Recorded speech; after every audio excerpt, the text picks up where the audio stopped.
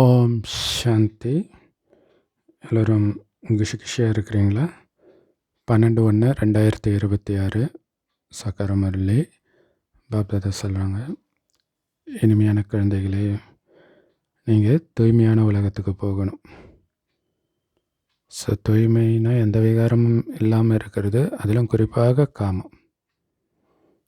So அப்போ நீங்கள் தூய்மை ஆனால் தானே தூய்மையான உலகத்துக்கு போகணும். அதுக்கு மிகப்பெரிய எதிரியாக இருக்கிறதே இந்த காமம் தான். ஸோ இந்த காமம் என்ற மிகப்பெரிய எதிரியை நீங்கள் வெல்லணும். காமத்தை வெல்வதனால் உங்களுக்கு கிடைக்கிறது என்ன? உலக ராஜ்யமே கிடைக்குது. உலகத்தை வென்றவராகணும். இல்லை நாட்டை பிடிக்கிறதுக்காக என்னென்னலாம் நடக்குது உலகத்தில். ஸோ என்னைக்காக வல்லரசு நாடுகள் நாட்டை பிடிக்கிறது, நிறைய விஷயங்களை பார்த்துட்ருக்குறோம். ஆனால் அங்கே எல்லா வளமும் இருக்கும். காமத்தை மட்டும் விட்டால் போதும், யாரோடையும் சண்டை போட தேவையில்லை, இல்லையா? ஸோ அதனால் காமத்தை வென்று உலகை வென்றவர் ஆகணும். கேள்வி: ஒவ்வொருத்தரும் அவங்கவுங்க நடத்தை மூலமாக என்ன சாட்சாத்காரத்தை எல்லோருக்கும் ஏற்படுத்த முடியும்? நான் அன்னப்பறவை மாதிரி இருக்கிறேனா இல்லை கொக்கு மாதிரி இருக்கிறேனா அப்படிங்கிறத ஒவ்வொருத்தருடைய நடத்தையின் மூலமாக எல்லோருக்கும் சாட்சாத்காரம் செய்விக்க முடியும், இல்லையா? நாளைக்கு அவங்களுடைய இஷ்ட தெய்வமாக நம்ம காட்சி கொடுப்போம். ஆனால் அதோடைய ஆதாரம் என்ன அப்படின்னா, இப்போவே அந்த சொர்க்கத்தின் தேவதை மாதிரி உங்கள் குணம் மாறணும். அதாவது அன்னப்பறவை மாதிரி மாறணும். கலியுகவாசிகள் கொக்கு மாதிரி, இல்லை, நிறைய அழுக்கு அவங்களுக்குள்ளே இருக்குது. அப்படி என் நடத்தையில் எந்த அழுக்கும் இல்லைன்றதை அவங்களுக்கு நீங்கள் காட்டணும். ஏன்னா அன்னப்பறவை மாதிரி இருக்கிறவங்க ஒருபோதும் யாருக்கும் துக்கம் கொடுக்க மாட்டாங்க. ஆனால் அந்த மாதிரி சூழ்நிலை வரும். உங்களுக்கு இயேசு சிலுவையில் அரைஞ்ச மாதிரி டார்ச்சர் நடக்கும். அப்போவும் நீங்கள் அமைதியாக இருக்கும் பொழுது தான் நீங்கள் தேவதூதன், தேவகுமாரன், அமைதி தூதுவன் அப்படின்னு ஏற்றுக்குவாங்க. ஸோ இதுதான் நம்மளுடைய லட்சியன்றது ஞாபகம் இருக்கணும். ஏன் எனக்கு இவ்வளோ கஷ்டமாக இருக்குது பாபா ஞானம் எடுத்த பிறகு? நீங்கள் எதுக்கு வந்திருக்கிறீங்க, இல்லையா? ரத்தம் சிந்தி பாபா வெளிப்படுத்த வந்திருக்கிறோம். அனைத்தையும் இழந்து எங்களுடைய தெய்வீக குணத்தை வெளிப்படுத்த வந்திருக்கிறோம் அப்படிங்கிறது ஞாபகம் இருக்கணும். அப்போ என்ன ஆனாலும் யாருக்கும் துக்கம் கொடுக்க மாட்டாங்க. அங்கே இயேசுவே பாருங்களா, இயேசு சிலுவையில் இறக்குறாரு, 3வது நாளில் உயிர்த்து வராரு. அவர் நினச்சா எதிரி முன்னாடி போய் நின்று பயமுறுத்தலாம்ல, அதெல்லாம் எதுவுமே பண்ணலை, இல்லையா? அவர் பாட்டுக்கு வர்றாரு, சிஷ்யர்களை பார்க்குறாரு, போயிடுறாரு. ஸோ ரொம்ப முக்கியமான விஷயம் இது. கொக்கு மாதிரி இருக்கிறவங்க தான் துக்கம் கொடுப்பாங்க. ஏன்னா அவங்க விகாரிகளாக இருப்பாங்க. பாருங்கள், ஃபஸ்ட்டு காமத்தை சொன்னார், இப்போ கோபம் துக்கம் கொடுக்கறத சொல்கிறார். அப்படி தான் இருந்தீங்க கொக்கா, இப்போ அன்னப்பறவை ஆகிட்டீங்க. தங்க புத்தி ஆகக்கூடிய குழந்தைங்க நீங்கள். அதனால் உங்களுடைய கடமை என்ன? எல்லோரையும் தங்க புத்தியுடையவர்களாக மாற்றுறது, இல்லை? உங்கள் குணத்தை பார்த்து மற்றவர்களுக்கும் அப்படி ஆகணும் அப்படிங்கிற ஆசை வரணும். அதுதான் உங்களுடைய லட்சியம், இல்லையா? அப்பாவை நான் வெளிப்படுத்திக்கிட்டே இருக்கிறேன். மற்றவங்கெல்லாம் ராவணனுடைய குழந்தைங்க, அவங்க ராவணனுடைய பலத்தை வெளிப்படுத்திக்கிட்டே இருக்கிறாங்க. ஆனால் ஜெயிக்க போகிறது நாம தான் நமக்கு தெரியும், இல்லையா? அதில் அசைக்க முடியாத நிச்சய புத்தி. சொர்க்கத்துக்கு போயிட்டுருக்கிறோம், உயர்ந்த பதவி, அந்த நாராயணன் பதவி. அந்த நாராயணன் இப்போ வந்தால் எப்படி இருப்பார் அப்படிங்கிறத நீங்கள் வாழ்ந்து காட்டுறீங்க. ஓம் சாந்தி. அங்கே அந்த இதுலேயே பார்த்தீங்கன்னா, புராண கதையில் நாராயணன் அவ்வளோ சாந்தமானவராக தான் காட்டுவாங்க. ஒரு முனிவர் அவர் நெஞ்சிலே மிதிப்பார்.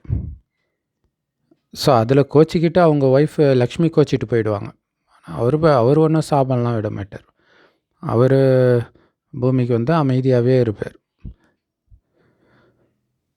ஓம் சாந்தி. எப்போ நீங்கள் ஓம் சாந்தின்னு சொல்கிறீங்களோ அப்போ உங்களுடைய ஸ்வதர்மத்தின் நினைவு வருது.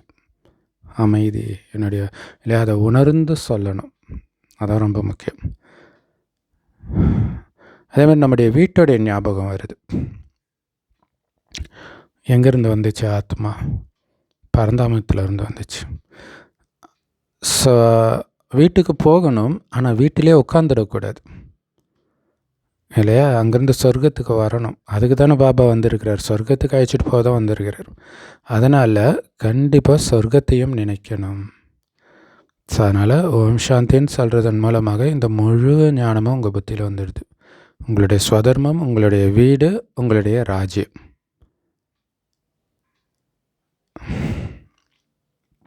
நான் ஆத்மா, சாந்த ஸ்வரூபமாக இருக்கிறேன். இதுதான் அர்த்தம் ஓம் சாந்தினா. ஓம்னா நான் ஆத்மா, சாந்தி என்னுடைய சுயஸ்வரூபம், அமைதி ஸ்வரூபம்.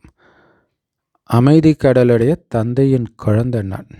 இல்லை, அமைதி கடல் தந்தையுடைய குழந்தை நான்.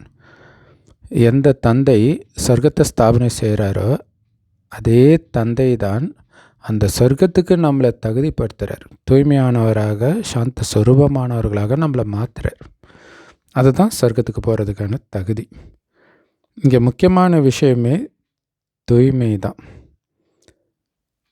ஸோ இதே உலகம் தூய்மையாக இருந்தது, இப்போ அழுக்காக இருக்குது, மீண்டும் தூய்மை ஆக போகுது. தூய்மையான உலகத்தில் ஒரு அழுக்கானவங்க கூட இருக்க மாட்டாங்க.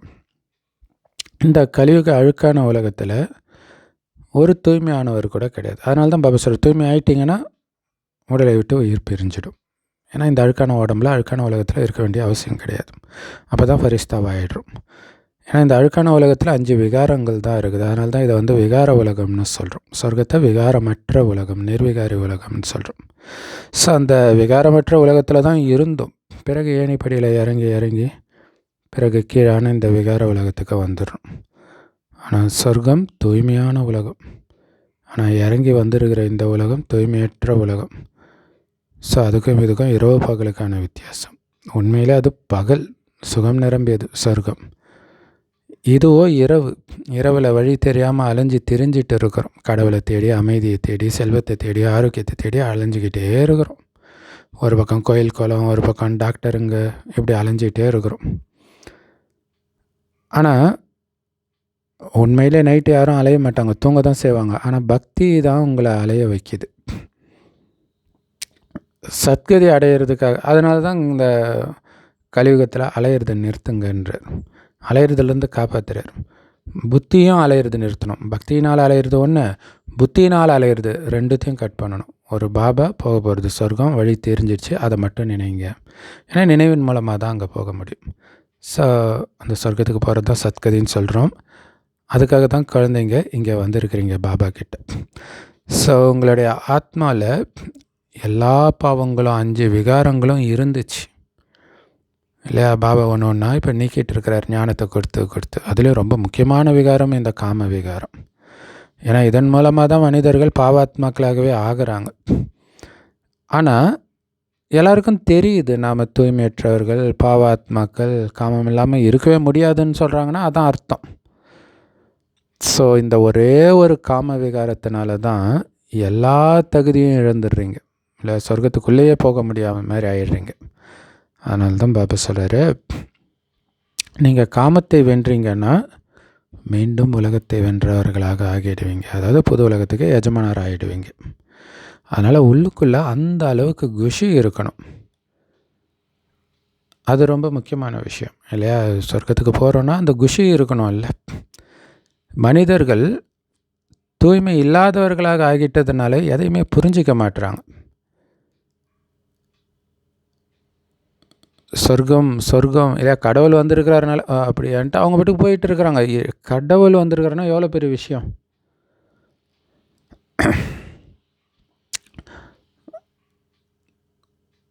ஒருத்தர் உலகம் அழிய போகுது, அதனால் நோவா காலத்தில் பேழை ஒரு போட்டை உருவாக்குன மாதிரி கடவுள் என்ன உருவாக்க சொன்னார்னா அதை நம்புறது கூட கூட்டம் இருக்குது. ஆனால் கடவுள் வந்திருக்கிறாருன்னா நம்ப மாட்டுறாங்க எவனும்.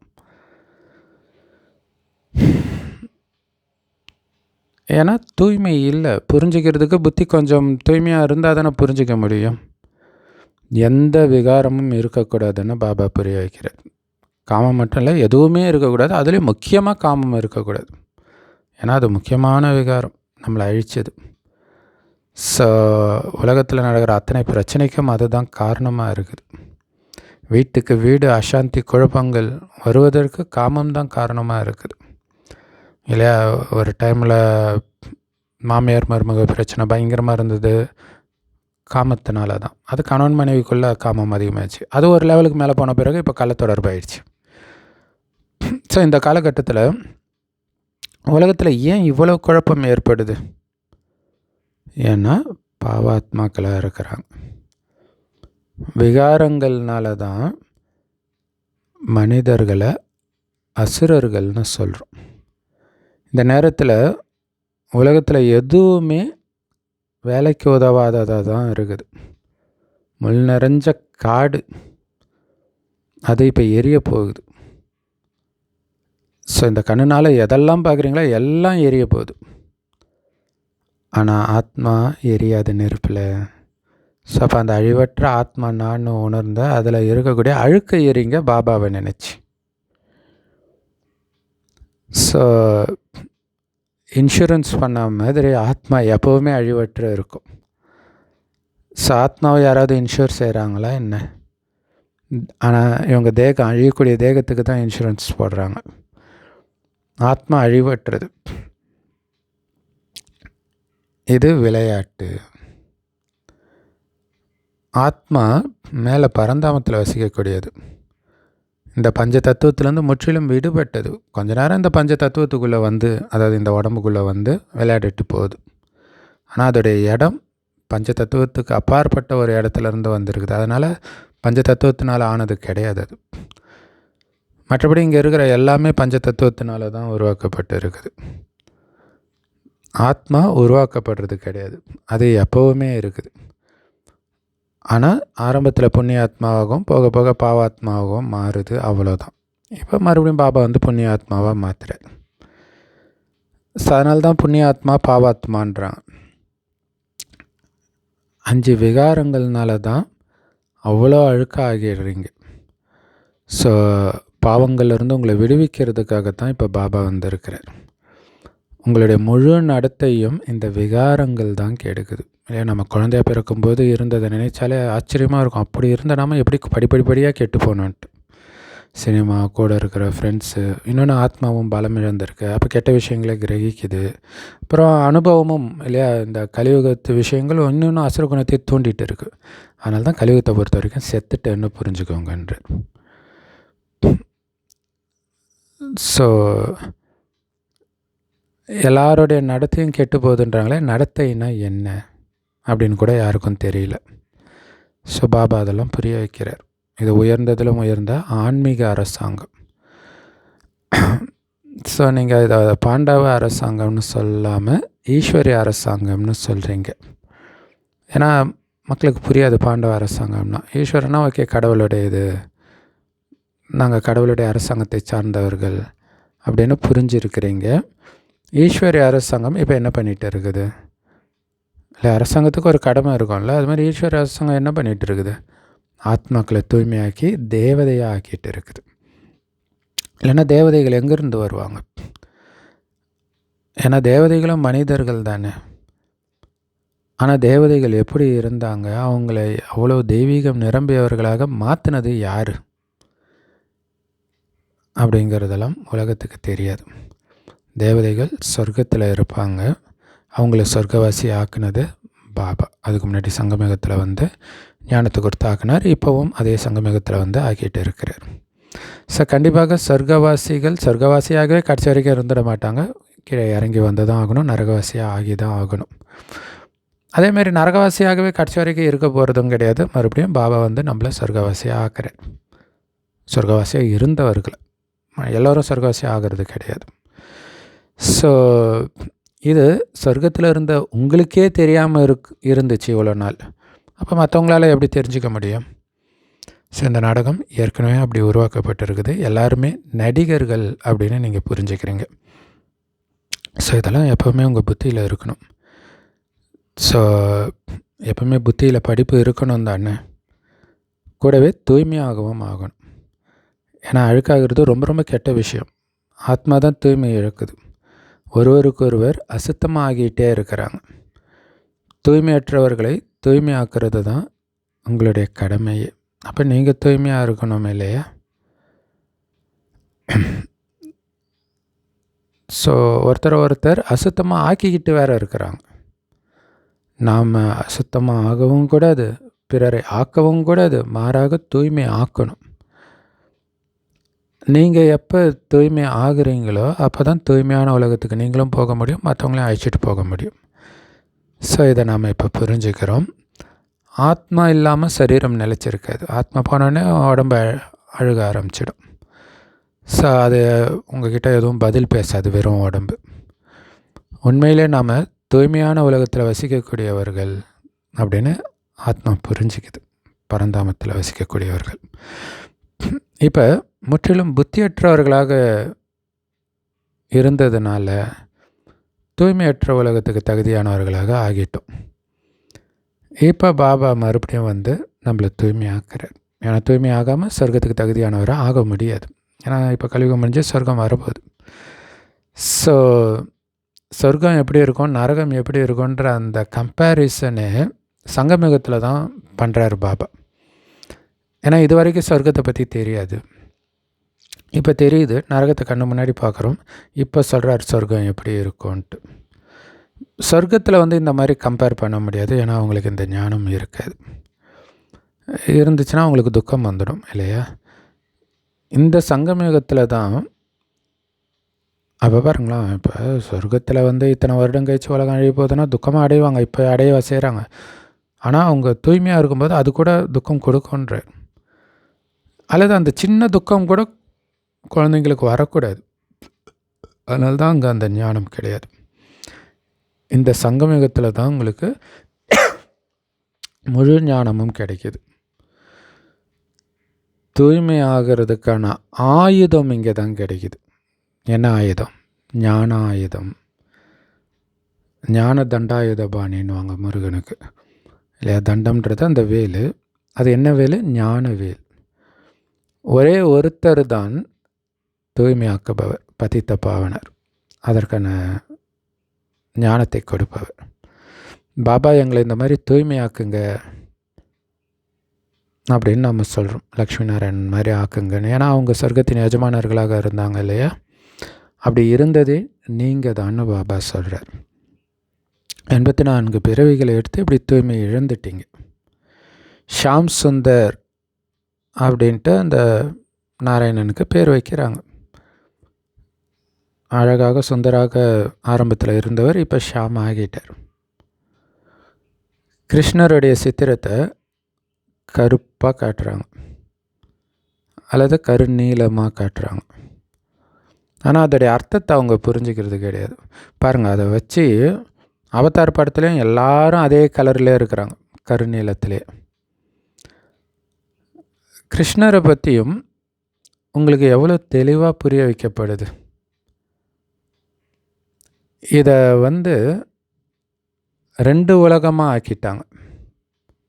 இங்கே நடக்கிற இதே பூமியில் நடக்கிற விஷயத்த 2 உலகமாக, சொர்க்கம்னு தனியாக இருந்துச்சு, நரகம்னு தனியாக இருக்குது. அப்படி இன்னும் கேட்டிங்கன்னா 3 ஆக்கிட்டாங்க. சொர்க்கம் மேலே இருக்குது, நரகம் கீழே இருக்குது, நடுவில் பூமியில் இருக்கிறோன்ட்டாங்க. அப்படிலாம் கிடையாது. 2 உலகம் 3 உலகம்லாம் கிடையாது. உலகம் ஒன்று தான். ஆரம்பத்தில் அது புதுசாக இருக்குது, பிறகு பழசாகுது, மறுபடியும் புதுசாகிறதுக்கு பாபா 5-6 வருஷத்துக்கு ஒரு தடவை வர்றார். ஸோ முதல்ல சின்ன குழந்தையாக இருக்குது உலகம் அப்படின்னு அர்த்தம். புதுசாக இருக்குது இல்லை. குழந்தை பரிசுத்தமாக இருக்கிற மாதிரி உலகம் பரிசுத்தமாக இருக்குது. பிறகு எப்படி குழந்தை பெருசாகி வயோதிகர் ஆகிறாங்களோ அந்த மாதிரி இந்த உலகமும் பெருசாகி வயோதிகராக ஆகிடுது, மோசமாக ஆகிடுது. ஸோ இதை புரிய வைக்கிறதுக்கு நீங்கள் எவ்வளோ முயற்சி பண்ணுறீங்க. உங்களுடைய ராஜ்யத்தை ஸ்தாபனை பண்ணிகிட்டு இருக்கிறீங்க. லக்ஷ்மி நாராயணன் இதை புரிஞ்சுக்கிறதுனால எவ்வளவு இனிமையானவர்களாக ஆகியிருக்கிறாங்க. ஸோ இதை அவங்களுக்கு புரிய வச்சது யார்? எப்போ? பகவான் சங்கமிகத்தில் புரிய வச்சார். மற்றபடி இதில் யுத்தம் போன்ற விஷயங்கள்லாம் கிடையாது. ஸோ நம்ம வந்து ராஜ்யத்தை அபகரிக்கலை, ராஜ்யத்தை உருவாக்குறோம். இது எவ்வளோ பெரிய விஷயம். அதனால் இங்கே சண்டை போடுற விஷயமெல்லாம் கிடையாது. இனிமையான ராஜ்யத்தை இனிமையானவராகி உருவாக்குறோம். எவ்வளவு புத்திசாலியாக ஞானம் நிரம்பியவராக பாபா இருக்கிறார். நம்மளையும் அதே மாதிரி ஆக்கிறார். எவ்வளோ தூய்மையாக இருக்கிறார். அதனால தான் சிவனுடைய சிலைக்கு முன்னாடி போய் எல்லோரும் நமஸ்காரம் செய்கிறாங்க பக்தியிலும் இல்லையா. புத்திவானுக்கெல்லாம் புத்திவான், ஞானம் நிரம்பியவர், எப்போவுமே தூய்மையாக இருக்கிறாரு. ஆனால் அவர் அதாவது அதனால் சிலைக்கு நமஸ்காரம் பண்ணுறாங்க பக்தியில். ஆனால் அவங்களுக்கு தெரியாது அவர் யாருன்னும் தெரியாது, அவர் என்ன பண்ணுறாருன்னும் தெரியாது. சிவகாசி விஸ்வநாத் கங்கா அப்படின்னு சொல்லிக்கிட்டே இருக்கிறாங்க. ஆனால் கொஞ்சம் கூட அதோடைய அர்த்தத்தை புரிஞ்சுக்கிறது கிடையாது. ஸோ நாம் அவங்களுக்கு புரிய வச்சா கூட, இப்போ நாங்கள்லாம் எல்லா வேதங்களையும் படிச்சிருக்கிறோம், நீங்கள் என்ன படிச்சிருக்கிறீங்க எங்களுக்கு புரிய வைக்கிறீங்க அப்படின்னு கேட்பாங்க. ஆனால் ராமராஜ்யம்னா என்னன்னு கூட அவங்களுக்கு தெரியாது. ராமராஜ்யங்கிறது சத்யுகத்தை, புது உலகத்தை சொல்கிறோம். உங்களில் கூட வரிசைக்கிரமமாக தான் இதை தாரணை பண்ணுறீங்க. சிலர் மறந்துடுறாங்க, ஏன்னா முற்றிலும் கல்புத்தியுடையவர்களாக ஆகியிருக்கிறாங்க. ராமராஜ்யம் அப்படின்னு சத்யுகம், புது உலகத்தை சொல்கிறோம். ராவணராஜ்யன்றது கலியுகத்தை சொல்கிறோம். ஆனால் உங்களில் கூட இதை வரிசைக்கிரமமாக தான் தாரணை பண்ணியிருக்கிறீங்க. ஏன்னா சிலர் மறந்துடுறீங்க, ஏன்னா அந்த அளவுக்கு முற்றிலும் கல்புத்தியுடையவர்களாகி இருக்கிறீங்க. அதனால தான் மறக்குது இல்லையா. இப்போ சொர்க்கத்துக்கு போகணுன்றதை மறக்கிறீங்க, வீண் விஷயம் விகார விஷயங்களை ஈடுபடுறீங்கனாலே கல்புத்தின்னு தான் அர்த்தம். ஸோ அதனால் யார் தங்க புத்தி ஆகி இருக்கிறாங்களோ அவங்களுடைய கடமை மற்றவர்களையும் தங்க புத்தியுடையவர்களாக ஆக்குறது. கல்புத்தியுடையவர்கள் இதுக்கு முன்னாடி எப்படி இருந்தாங்களோ அதே மாதிரி தான் நடந்துகிட்ருப்பாங்க, எதையுமே மாற்றிக்க மாட்டாங்க. அப்படின்னால புத்தி வேலை செய்யலை, எதுக்கு வந்திருக்கிறோம், என்னவோ ஆகிட்டு இருக்கிறோன்றது மைண்டில் பதியலைன்னு அர்த்தம். ஸோ அன்னம் போன்றவர்கள் கொக்கு மாதிரி ஆகிடுறாங்க. ஸோ அன்னம் போன்று இருக்கிறவங்க ஒருபோதும் யாருக்கும் துக்கம் கொடுக்க மாட்டாங்க இல்லையா. ஸோ பாபா குழந்தைன்னா அன்னம் போன்றவர்கள் தான். மறுபடியும் துக்கம் கொடுக்குறீங்கன்னா கொக்கு மாதிரி ஆகிடுறீங்க. ஏன்னா அன்னப்பறவைகள் யாருக்கும் துக்கம் கொடுக்க மாட்டாங்க. அதனால தான் பிரம்மாவுக்கு வாகனமாக அன்னப்பறவை கொடுத்துருக்குறாங்க. பிரம்மாவுக்கு மட்டும் இல்லை, இது நம்ம எல்லாருக்குமே பொருந்தக்கூடியது அன்னப்பறவைன்றது. அப்படின்னு அர்த்தம், யாருக்கும் துக்கம் கொடுக்க மாட்டோம். துக்கம் போன்றவர்கள் கொக்கு போன்றவர்கள் தான் துக்கம் கொடுப்பாங்க. சிலருடைய நடத்தையே கொக்கு மாதிரி இருக்குது, அவங்கக்கிட்ட எல்லா விகாரங்களும் இருக்குது. ஸோ அந்த மாதிரி அதிக விகாரம் உள்ளவர்கள் இங்கேயும் வந்துடுறாங்க. அவங்கள தான் அசுரர்கள்னு சொல்லப்படுது. ஸோ அவங்கள கண்டுபிடிக்க முடியாது. பல சென்டர்கள்லையும் விகாரிகள் வராங்க, ஏதாவது சாக்கு போக்கு சொல்கிறாங்க, நாங்களும் பிராமணர்கள்னு சொல்கிறாங்க. ஆனால் அது முற்றிலும் பொய். அதனால தான் இது பொய்யான உலகம்னு சொல்லப்படுது இல்லை. பிராமணர்கள்னாலே செத்து போனவங்க, கலியுகத்தின் குணமே இருக்கக்கூடாது இல்லை. கலியுகத்தை பொறுத்த வரைக்கும் செத்துட்டோம், அப்போ தான் பிராமணர்கள். டெஸ்ட் பேப்பர் வந்தாலும் அந்த தெய்வீக குணத்தை மட்டுமே வெளிப்படுத்தணும். அந்த புது உலகம்தான் உண்மையான உலகம், இது பொய்யான உலகம்.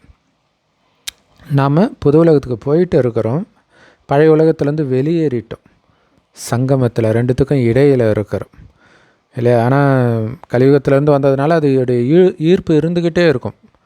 ஏன்னா நம்மளை சுற்றி கலியுகம் தானே இருக்குது. ரொம்ப எச்சரிக்கையாக இருக்கணும். எவ்வளவு வித்தியாசம் இருக்குது. யார் பொய் பேசுகிறவங்களோ பொய்யான காரியம் செய்கிறாங்களோ அவங்க மூன்றாம் தரமுடையவர்களாக ஆகிடுறாங்க.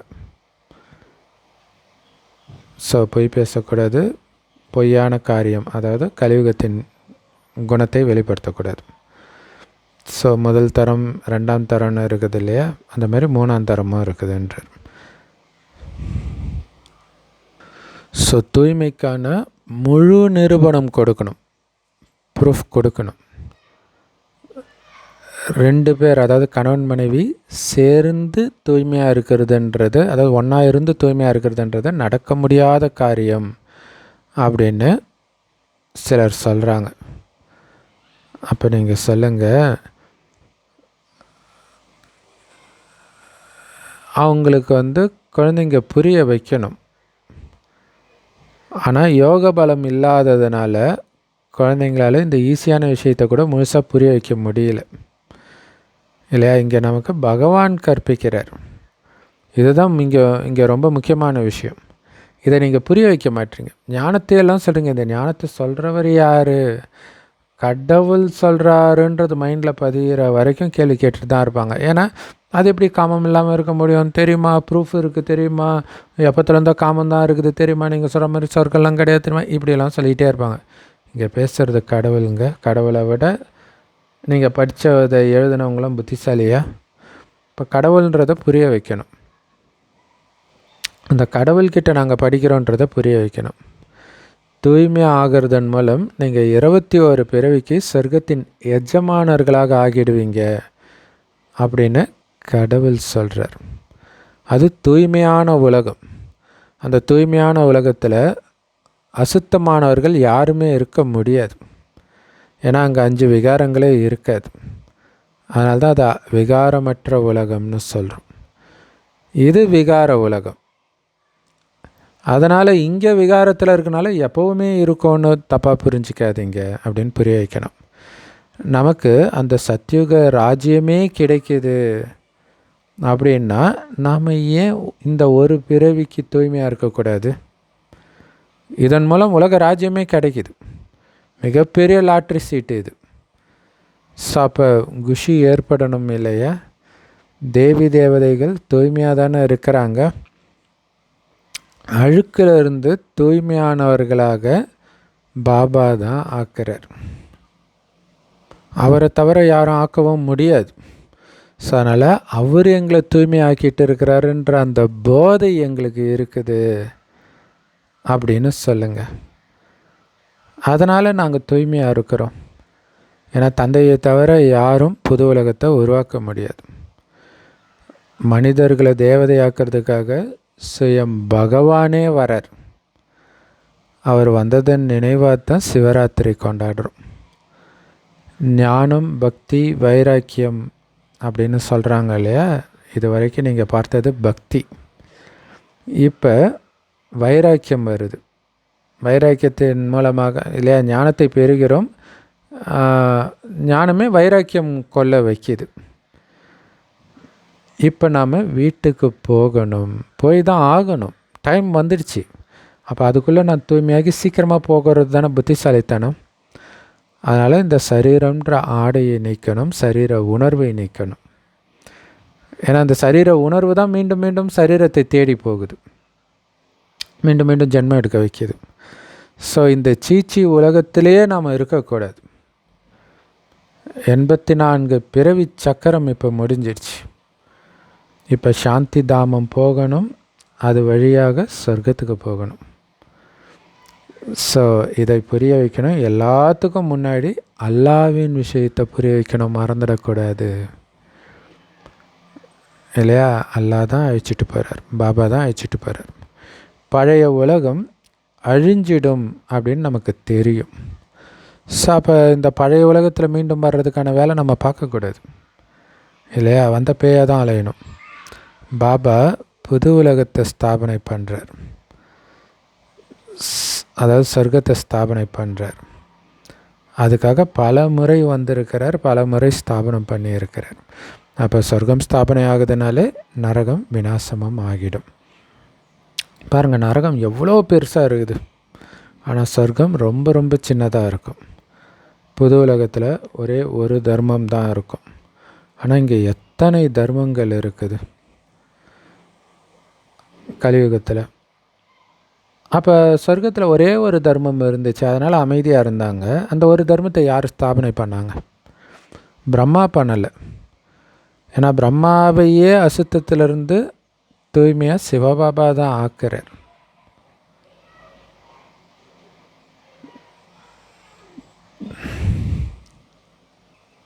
ஸோ அழுக்கிலிருந்து தூய்மை ஆகிறது பிரம்மா பாபா தானே தவிர சிவபாபா கிடையாது.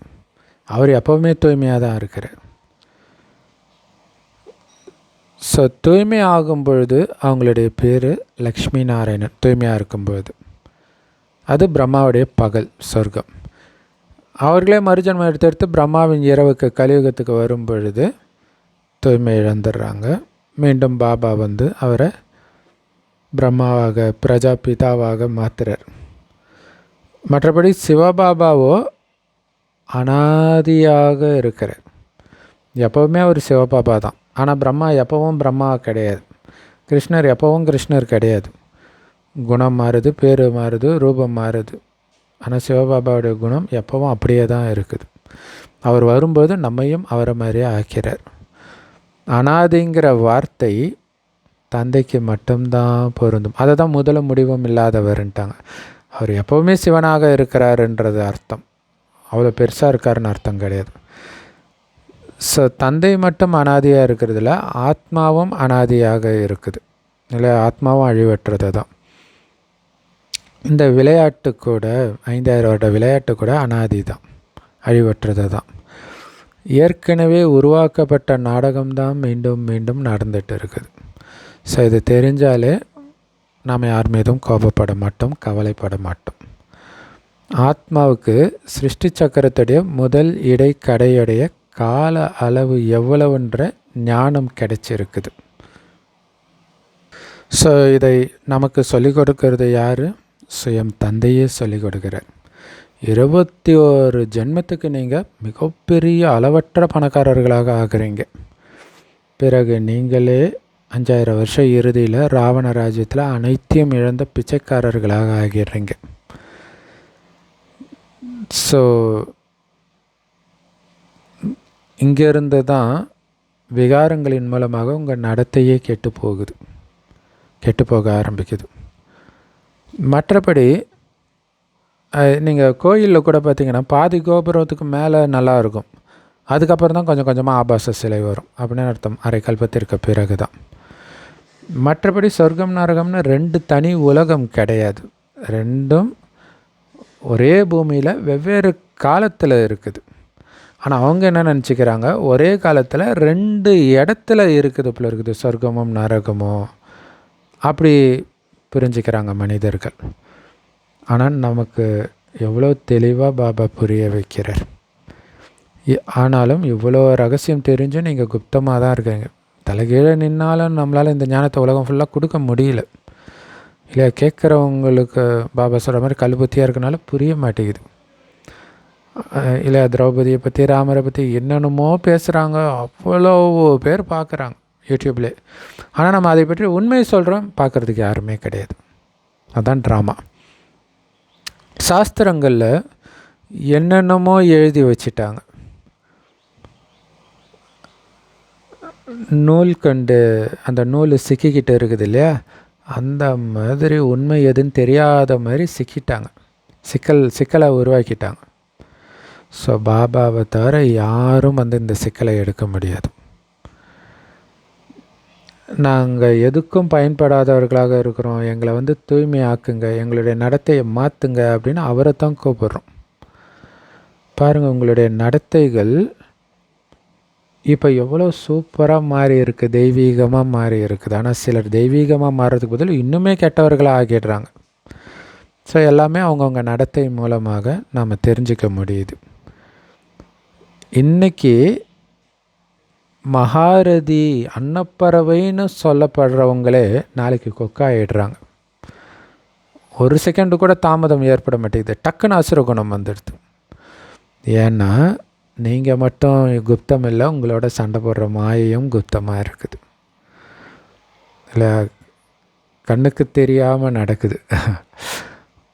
கோபத்தை பார்க்க முடியுமா யாராவது?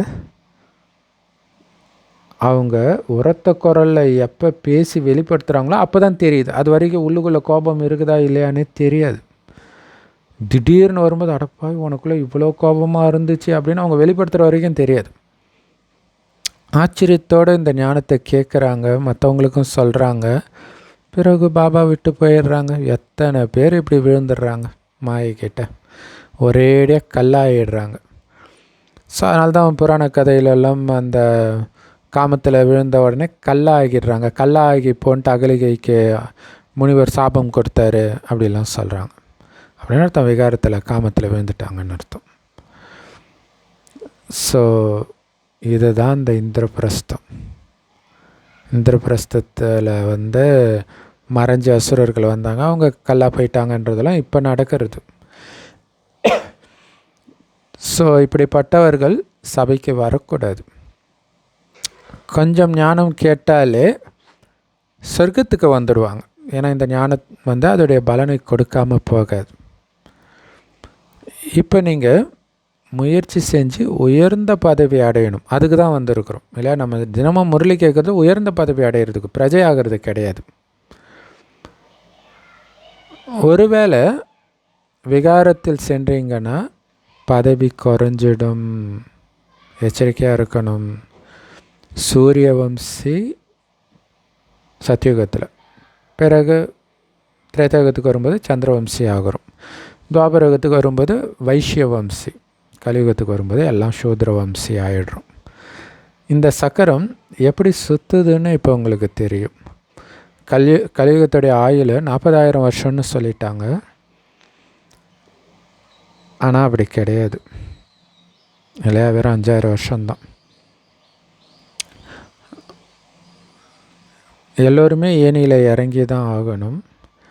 40,000 வருஷம் அப்படின்னு அவங்க சொல்கிறாங்களே, அப்போ இப்போவே சாப்பாடு கிடைக்க மாட்டேங்குது, உலகம் மோசமாக இருக்குது. இன்னும் 40,000 வருஷம் இருந்தால் மக்கள் தொகை எவ்வளோ அதிகமாகும்? 5,000 வருஷத்துலே இவ்வளோ மக்கள் அதிகரிக்கிறத நம்ம பார்க்குறோம். சாப்பிட்றது கூட எதுவும் கிடைக்காத நிலை வந்துடுச்சு. அப்போ இவங்க சொல்லாமல் 40,000 வருஷம்லாம் இருந்தால் எவ்வளோ அதிகமாகிடும்? ஸோ அது உண்மை கிடையாது. பாபா நமக்கு பொறுமையாக இருக்க சொல்கிறேன். இதோ பொறுத்துக்கோங்க, பரலோகராஜ்யம் சமீபத்தில் இருக்கிறது அப்படின்னு பைபிளில் போட்ட மாதிரி பாபா இப்போ சொல்கிறது தான் அங்கே வெளிப்படுது. அசுத்தமான மனிதர்கள் சண்டை போட்டுக்கிட்டே தான் இருப்பாங்க எல்லாத்துக்கும். ஏன்னா அவங்களுடைய புத்தி இந்த பக்கம் வரவே முடியாது. நம்ம என்ன சொன்னாலும் அவங்களுக்கு புரியாது. ஆனால் இப்போ உங்களுடைய புத்தி எவ்வளோ மாறி இருக்குது பாருங்கள். இருந்தாலும் மாயா உங்களை கண்டிப்பாக ஏமாற்ற தான் செய்யுது. நான் தான் மாறினாலும் ஏதோ ஒரு விஷயத்தில் ஏமாந்துகிட்டே இருப்போம். அது என்னன்னு கண்டுபிடிச்சி அலர்ட் ஆகணும், இச்சையற்றவர்களாக ஆகணும். எதன் மீதும் ஆசை இருக்கக்கூடாது கலியுகத்தின் மீது. இல்லை கலியுகத்தின் விஷயத்தை இப்போ விகாரம் காமமே பார்த்திங்கன்னா இது என்ன அது என்ன தெரிஞ்சுக்கணுன்ற ஆர்வத்தில் தான் போய் மாட்டுறது. அதே மாதிரி தான் இங்கே இருக்கக்கூடிய எதையுமே தெரிஞ்சுக்கணுன்ற ஆர்வம் இருக்கக்கூடாது உங்களுக்கு கலியுகத்தின் எந்த விஷயத்தை பற்றியும். இச்சையற்றவர்களாக ஆகுங்க. எதன் மீது ஆசை இருந்தாலும் அவ்வளவுதான். நிறைய பேர் பக்தியிலே சொல்லுவாங்களே, அந்த ஆசை நிறைவேறலை, அதுக்காக தான் இந்த ஜென்மம் எடுத்துருக்குறாங்க அப்படிலாம் சொல்லுவாங்க. ஸோ ஆசைப்பட்டீங்க, ஒரு பைசாவுக்கு பிரயோஜனம் இல்லாதவர்களாக ஆகிடுவீங்க. ஏன்னா நல்ல நல்ல மகாரதிகளை கூட ஏதோ ஒரு ரூபத்தில் மாயை எப்பயாச்சும் ஏமாற்றிடுது. அப்படி மாயக்கிட்ட ஏமாந்துட்டிங்கன்னா பிறகு அவங்க பாபாவுடைய மனசில் உட்கார முடியாது, இடம் பிடிக்க முடியாது இதே சிம்மாசனத்தில். இல்லையா? ஒரு தவறான காரியம் செஞ்சுட்டா லௌகிக அப்பா அம்மாவுடைய மனசில் கூட இடம் பிடிக்க முடியாது இல்லையா? அந்த மாதிரி தான் இது. ஸோ அப்பாவே கொலை செய்கிற குழந்தைங்களும் இருக்கிறாங்க லௌகீகத்தில், குடும்பத்தையே அழிச்சிடுறாங்க. அவங்க மகா பாவாத்மாக்கள். ராவணன் எப்படி ஆக்கிடுச்சு இல்லையா? அந்த சொத்துக்கு ஆசைப்பட்டு அப்பாவை கொலை பண்ணுறவங்களும் இருக்கிறாங்க. அல்லது அப்பா மோசமாக நடந்துக்கிட்டு இல்லை பாபா குழந்தைங்களுக்கு அந்த மாதிரி வரும். அப்போவும் நீங்கள் அமைதியாகவே இருக்கணும். அதுதான் அமைதி, சுய தர்மம் அப்படின்னு சொல்கிறார். ராவணன் எப்படி ஆக்கிடுச்சு பாருங்கள் மனிதர்களை. ஏன்னா இது அழுக்கான உலகம் இல்லையா? அதனால் இதில் ஒரு பொழுதும் ஒரு வினாடி கூட உள்ளத்தை நீங்கள் ஈடுபடுத்தவே கூடாது. தூய்மையாகிறதுக்கு ரொம்ப தைரியம் வேணும். தூய்மையான நான் கலியுகத்துடைய எந்த அழுக்கும் எந்த ஈர்ப்பும் இருக்கக்கூடாது. அதுதான் தைரியம். ரொம்ப தைரியம் வேணும். உலக ராஜ்யத்தின் பரிசு கிடைக்கணும்னா சும்மாவா? தூய்மை தான் முக்கியம். ஸோ அதனால தான் ராமர் மனைவி விட்டு போனார். அதெல்லாம் சொல்கிறது என்னென்னா எந்த பற்றும் இல்லாமல் இருக்கிறாங்கன்னு அர்த்தம். அதனால தான் தூய்மையை ஆக்குங்கன்னு தந்தை கிட்ட சொல்கிறீங்க. நல்லது. அற்புதமான முரளி கொடுத்த அன்பான தாய் தந்தை பாப்தாதாவுக்கு அன்பு நினைவுகள் மற்றும் காலை வணக்கம். பாபா சொல்கிறாங்க, மாயை உங்களை ஏமாற்றாமல் இருக்கணும், அதன் ஏமாற்றத்திலேருந்து நீங்கள் தப்பிச்சு இருக்கணும் அப்படின்னா ஆசையற்றவர் ஆகணும். ஒரு பழைய பாட்டே இருக்கும் இல்லை, ஆசையில்லா மனிதன் தன்னை துன்பம் எங்கே நெருங்கும் அப்படின்னு. ஸோ அதனால் இந்த அசுத்தமான உலகத்தில் மனசை ஈடுபடுத்தவே கூடாது. அப்போ தான் மாயின் ஏமாற்றத்துலேருந்து நீங்கள் தப்பிக்க முடியும். ஸோ அதனால் இந்த அழுக்கான உலகத்தில் கொஞ்சம் கூட மனசு ஈடுபடவே கூடாது. அப்போ தான் மாயக்கிட்ட தப்பிக்க முடியும். இந்த உலகத்தை திரும்பி பார்த்தாலே காலி. திரும்பி பார்க்காம போன்றதெல்லாம் இந்த உலகத்தை தான். சொர்க்கத்தை நோக்கி போயிட்டு இருக்கிறோம். தூய்மைக்கான அந்த சொர்க்கத்துக்கு போகிறன்ற சந்தோஷம் தான் இருக்கணுமே தவிர இங்கே இருக்கிற எதுவுமே சந்தோஷத்தை கொடுக்கக்கூடாது. அதில் கவனம் கொடுக்கணும். தூய்மைக்கான முழுமையான நிரூபணம் கொடுக்கணும். ஏன்னா எல்லாத்தையும் விட மிக உயர்ந்த நடத்தை, ராயல் நடத்தை, நம்மளுடைய பர்சனாலிட்டி எல்லாமே தூய்மை தான். ஸோ அதனால் உங்களை நீங்கள் மேன்மைப்படுத்திக்கணும் அப்படின்னா கண்டிப்பாக தூய்மை ஆகணும். வரதானம் திரிகாலதர்சி, அதாவது முக்காலத்தை உணர்ந்தவர் அப்படிங்கிற நிலையில் நிலை பெற்று எப்பவும் உறுதியாக பார்வையாளராக விலகி இருந்து நம்பர் 1 அதிர்ஷ்டசாலி ஆகுங்கள். அதுக்கு விளக்கம், 3 காலத்தையும் உணர்ந்த நிலையில் நிலைச்சிருந்து ஒவ்வொரு எண்ணத்தை உருவாக்குங்க, ஒவ்வொரு காரியத்தையும் செய்யுங்க. இல்லை கடந்த காலம், நிகழ்காலம், எதிர்காலம் 3 பற்றி தெரிந்து ஒரு எண்ணத்தை உருவாக்கினா நம்ம எதிர்காலத்துக்கு போகணும், சொர்க்கத்துக்கு போகணும், அதற்கேற்ற எண்ணத்தை உருவாக்குறேனா, அதற்கேற்ற செயலை செய்கிறேனா அப்படின்னு யோசித்து பண்ணுவீங்க. அதுதான் திரிகாலதர்சி நிலையில் நிலைச்சிருந்து காரியம் செய்கிறது. ஸோ ஒவ்வொரு விஷயத்தையும் பாருங்கள், 3 கால ஞானத்தை உணர்ந்தவராக பாருங்கள். இது ஏன், என்ன, எதுக்கு அப்படிங்கிற கேள்வியே இருக்கக்கூடாது. எப்போவுமே முற்றுப்புள்ளி தான். நாடகத்தில் பதிவாகிருக்கும், முடிஞ்சு போச்சு. பதிவானது நடக்குது, விதிக்கப்பட்டது நடக்குது, எதுவுமே புதுசு கிடையாது. ஸோ ஏன்னு கேட்டாலே மார்க்கு குறையும், புரிஞ்சுக்கணும். முற்றுப்புள்ளி வைக்க வைக்க பாஸ் ஆகுறீங்க. ஒவ்வொரு ஆத்மாவின் நடிப்பையும் நல்லா தெரிஞ்சுக்கிட்டு நடிங்க. இல்லை அது அவங்களுடைய நடிப்பு அப்படின்னு புரிஞ்சு உங்கள் பார்ட்டை உயர்ந்ததாக நடிக்கிறது அப்படின்னு அர்த்தம். விலகி இருந்து நடிக்கணும். சாட்சிய பார்வையாளர் நடிப்பு தான் மிகச்சிறந்த நடிப்பு. ஆத்மாக்களுடைய சம்பந்தம் தொடர்பில் வந்தால் கூட அவங்கக்கிட்ட அன்பாகவும் இருக்கணும், அதே நேரத்தில் விலகியும் இருக்கணும். இந்த ரெண்டுத்துலேயும் பேலன்ஸாக இருக்கணும். விலகி இருக்கிறதுலையும் அன்பாக இருக்கிறதுலையும். அப்படி இருந்தால் எதுக்கும் பதற மாட்டீங்க. ஐயோ இவ்வளோ அன்பாக இருந்தான், இப்படி ஏமாற்றிட்டானே, நான் விலகி தானே இருந்தேன். கலியுகத்தில் எல்லாருடைய நடிப்பும் எப்படி வேணாலும் இருக்கும்னு எனக்கு தெரிஞ்சு தானே நடிக்கிறேன். அதை தான் இயேசு உங்களில் ஒருவன் ஏமாற்றுவான்னு சொன்னது. அப்படின்னு அர்த்தம், எதுக்கும் நான் தயாராக இருக்கிறேன்னு அர்த்தம். ஸோ இப்படி எப்போவுமே உறுதியாக விலகி சாட்சி பார்வையாளராக மட்டும் இருங்க. இதுதான் நம்பர் 1 அதிர்ஷ்டசாலி ஆத்மாவுடைய அடையாளம். முற்றுப்புள்ளி வச்சுட்டு விலகி சாட்சி, எதுக்கும் தயார், எதற்கும் துணிந்தவன், அப்படியே இருங்க. ஸோ இதை மையமாக வச்சு நம்ம ஒரு ஷார்ட் மூவியே எடுத்துருக்குறோம். இன்னொரு சேனலில் அதோடைய லிங்க் போடுறோம், ஃபியர்லெஸ் அப்படின்ட்டு. அது அவசியம் பாருங்கள். டிஸ்கிரிப்ஷனில் கொடுக்குறேன், இல்லாட்டினா கமெண்ட்டில் பின் பண்ணுறேன், அவசியம் பாருங்கள். ஸ்லோகன், பொறுமைன்ற குணத்தை கையாளும்போது கடுமையான சமஸ்காரம் கூட சீத்தல் ஆகிடும், அதாவது குளிர்ந்து போயிடும். எப்போ பொறுமைன்ற குணத்தை தாரணை பண்ணும்பொழுது. என்ன ஆனாலும் நீங்கள் பொறுமையாகவே இருக்கிறீங்கன்னா என்ன கடுமையானவனோ அப்படியே அமைதியாகிடுவோம். அவ்யக்த இஷாரா, இந்த அவ்யக்த மாதத்தில் பந்தனங்களிலிருந்து விடுபட்டு ஜீவன் முக்தி நிலையை அனுபவம் பண்ணுங்கள். உங்களுடைய ஸ்லோகன், முக்தி மற்றும் ஜீவன் முக்தி எங்களுடைய பிறப்புரிமை. இதுதான் நம்மளுடைய ஸ்லோகன். முக்தியும் பிறப்புரிமை, ஜீவன் முக்தியும் பிறப்புரிமை. ஸோ பரந்தாமத்தில் இருக்கும் பொழுதும் முக்தியை பற்றி தெரியாது, ஜீவன் முக்தியை பற்றியும் தெரியாது, சொர்க்கத்திலையும் தெரியாது. ஜீவன் முக்தியிலே இருந்தால் கூட விடுபட்டு இருக்கிறோன்றது தெரியாது. ஏன்னா எல்லாருமே ஜீவன் முக்தி நிலையிலே இருப்பாங்க. ஸோ அதனால் இந்த பிராமண வாழ்க்கையில் மட்டும்தான் இதை அனுபவம் பண்ண முடியும். அதனால் இப்போ அனுபவம் பண்ணுங்கள் முக்தி, ஜீவன் முக்தி வாழ்க்கையை. Om Shanti. Love you Bap Dada. Thank you Bap Dada. குஷியாக இருங்க, குளிர்ச்சியாக இருங்க. பவர்ஃபுல் முரளி.